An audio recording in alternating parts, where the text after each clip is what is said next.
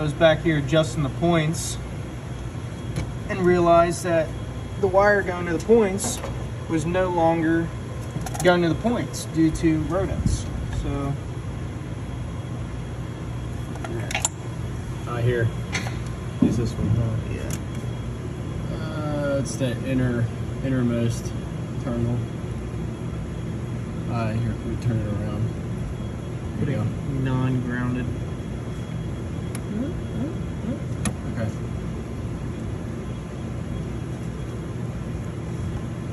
That looks terrible.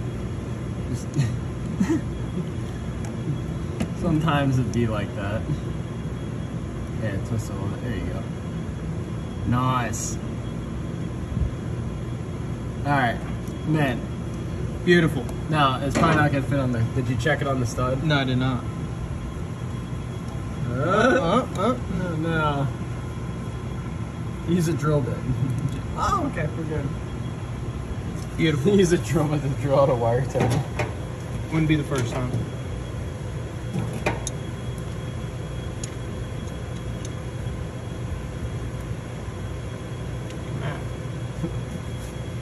There we go. So 3/8 or 3/7?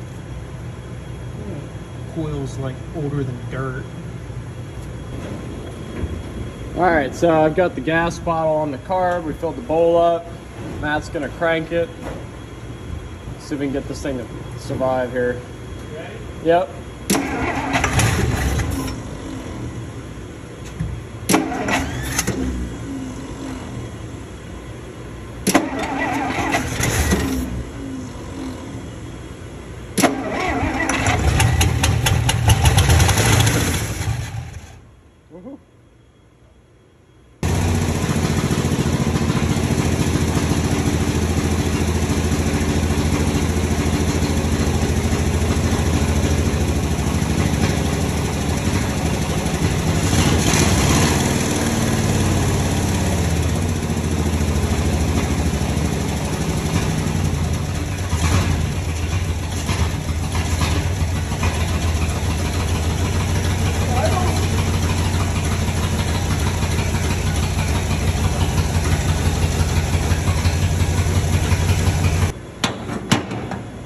I think only this cylinder, which was the third one back, was the only one that was running on this side. This one's got a nice burnt color to it. This one's wet and this one's just black, doesn't look like it did anything. And when I pull the plugs out, one of these plugs had 2 washers on it like that. The other one didn't have a washer at all. And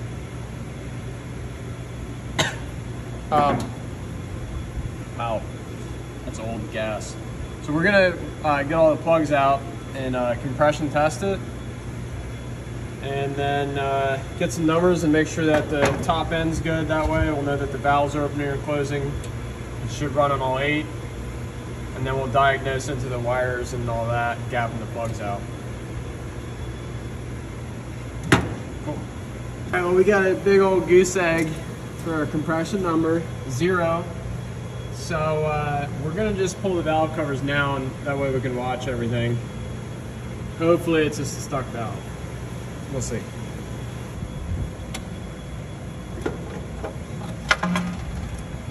It's pretty dry. There goes a bolt. There goes our one. Anyway, I mean, it's not sludged out. It's still got a little black in there, but that thing looks kind of dry. I don't see a lot of lubrication happening.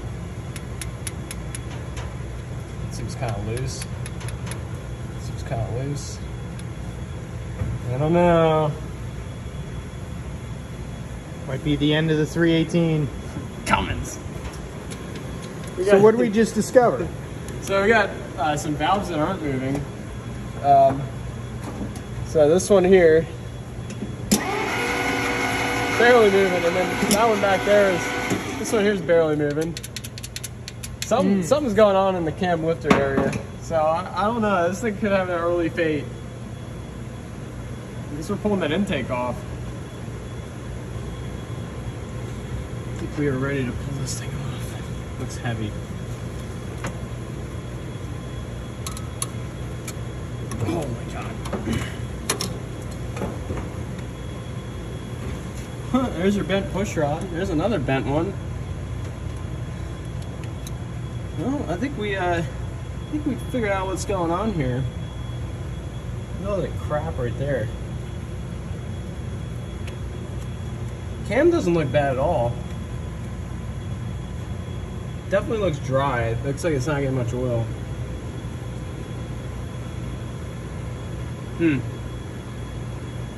She's fucking beautiful. Yeah. That lacquer thinner is, dude, it's fucking good. Beautiful. This is,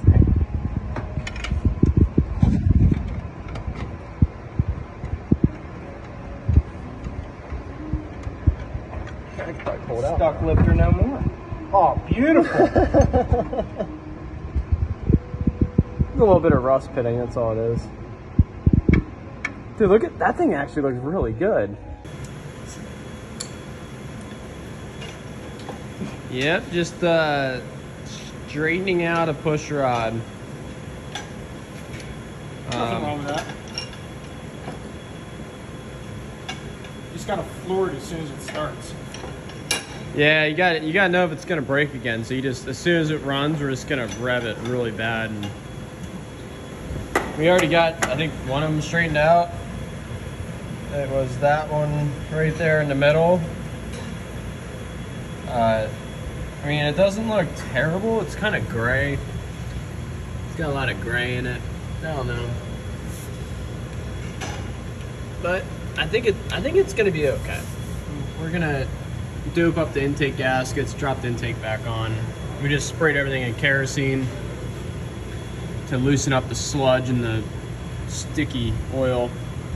We're gonna cross our fingers and do a compression test again. So we got the carburetor opened up, and surprisingly, it's in actually pretty good shape. I'm not even gonna throw a kit at this thing. I'm just gonna clean it. Even the accelerator pump is still soft. So a good cleaning, and we'll just put it back together.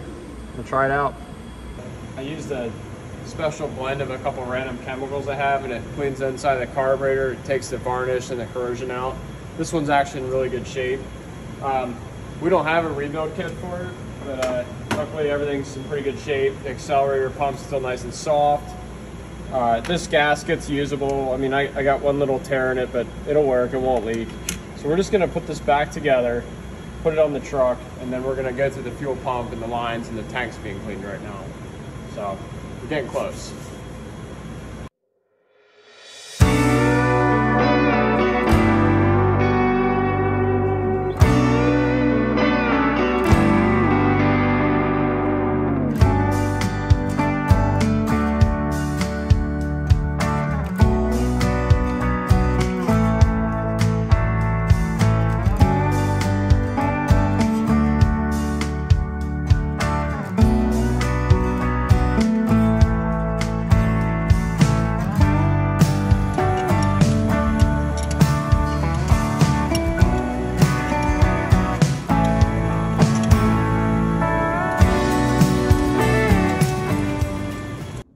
This tank's been sitting all day with a mixture of this special degreaser we use along with some phosphoric acid. And we've been rotating the tank. I'm gonna dump it out for the first time to see what it looks like. I didn't see any rust in the tank. It's just really full of crap. So I'm just gonna dump this out, see what it looks like.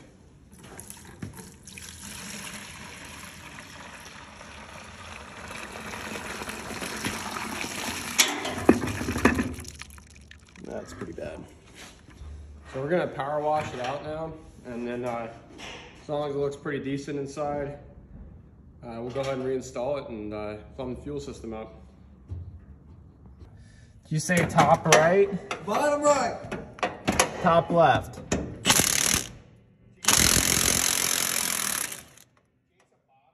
Jake's the bottom. Top left? Oh my Dude, you're really like falling apart right now. Top right. No.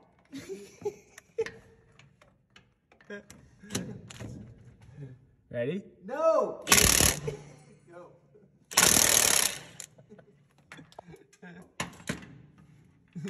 No, go. Yep.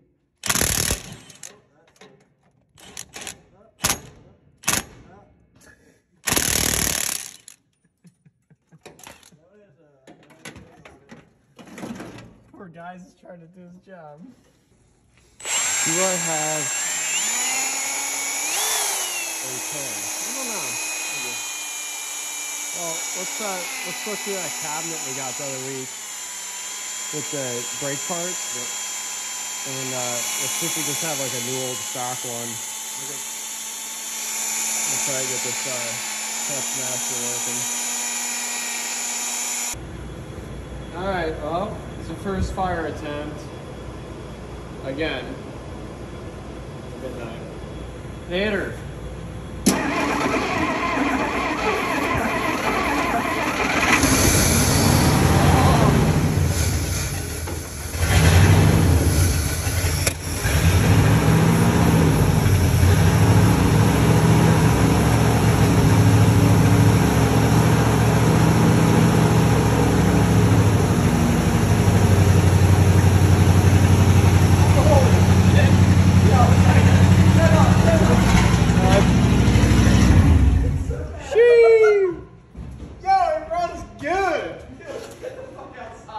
Yeah, that's all right.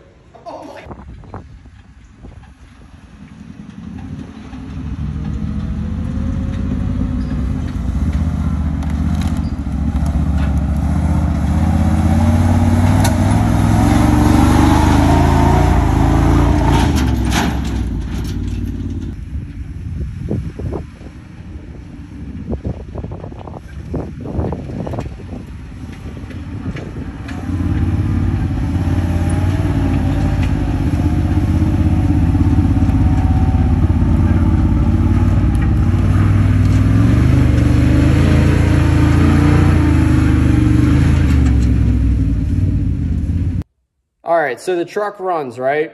It drives, it stops, it steers, it's done. It's not done, it's never done. Come on, come on. Now, you may have heard me say the word Cummins during the video. I'm not doing that. And the reason why is because it's a short wheelbase truck. It weighs like 4,500 pounds. Like, why would you put a big Cummins diesel in this thing? Like, it's just not very practical. So we're gonna do something different.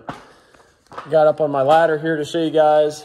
We got ourselves a 6.4 liter Hemi SRT 2018 model, 30,000 miles. So that's what's going in the truck. Now, transmission choice. A lot of ideas out there. I think I chose one that was a little different, definitely hard to find. So, yeah, you guessed it. You know me, G56s. Now, not only is that a G56, that's a gasser G56. They made those. They're a little hard to find, but that is designed to go behind a Hemi engine. It's a Mopar small block bolt pattern.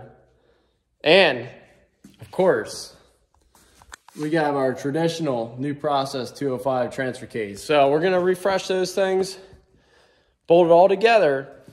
And the plan is we don't have the time to like take this whole truck apart and do a full restoration. We just want the run and drive to be fun. So the plan is just doing the stages. You know, we get the powertrain built, yank the old one out, just throw the new one in, sure it up with some 2x4s or whatever we gotta do to let it sit in there. Then we'll draw our motor mounts up in the CAD, wait a little bit for them to get cut, and we'll do that, get it running again. Then we're gonna move on to the axle upgrades and all that, which I'm still trying to figure out. But anyway, that's what's coming up. In addition, some other videos we're gonna be dropping soon. We got a heck of a story. It's a 41 Dodge we rescued out of California in the mountains. Took us like 3 days. Super rare truck, super exciting, super dangerous. I'm gonna start throwing some of that content out here in the next week. So stay tuned and thanks for watching.